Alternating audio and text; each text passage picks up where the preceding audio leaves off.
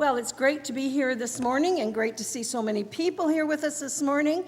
And I see one that hasn't been. I know you were here last week, Betty, and she's feeling better and she's back. Good for you. And I also see some new people that have been with us for a few weeks in the very back seat there. Alice and Christian Pottle and their two sons. Welcome again this morning. Nice to have you with us. And please join us for coffee downstairs. There's always time to chat and get to know each other. Reverend Darrow is away today on study leave, and so we certainly welcome Linda Blair back as she's going to take care of the service this morning. We're really pleased to see that, and she might even have a surprise for us in the service. I'm surprised with this, and I'm trying to speak over the top, so I'm not sure what's going on with it. Yes, and so I'm just going to start with John. Or Dennis, okay.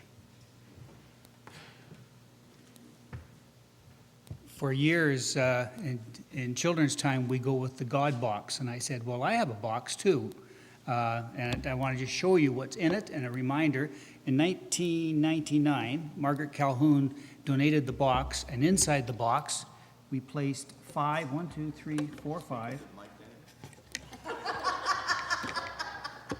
So what we have in here, I mentioned it 2 weeks ago at the morning service, that we've been working on getting the sound system back up to shape. One thing that we do have in the sanctuary is an FM system. It's an FM hearing assisted system. So everything that comes through the microphones goes through our FM transmitter upstairs, and then it's sent down to these things that look like a transistor radio. Edith Woodbridge last week finally got hers working, and she says it works great, and it works great over her hearing aids. So it's always nice to have somebody test it who can't hear without it. Thank you. So I'll put several points. First of all, coffee and tea will be ready.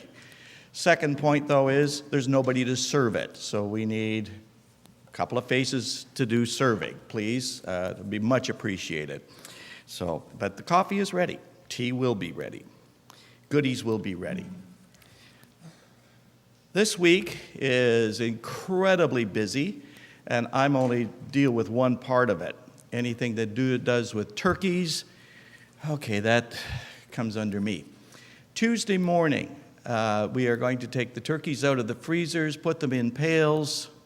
Eleanor only ordered 61 this year. No, I don't know. It was 57 last year. Next year it'll be 75. I don't know. Anyway, we have to get these turkeys, put them into pails. They have to be taught to swim so that they can thaw nicely underwater.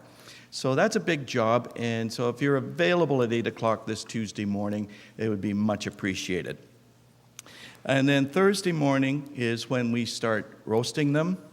And with 61, we have to get at least 2 batches of 31, and that's a lot of preparation. I'd like to have the first turkeys on at 6 a.m. That way we get done at a half-decent hour, but that's when the first turkeys go on. So I know there's people that do the prep work for that, and it's a lot of work, but everything will be ready for that. So that's what's coming up as far as turkey preparation. Camille is worried. There's a shortage of pies, lemon, pumpkin,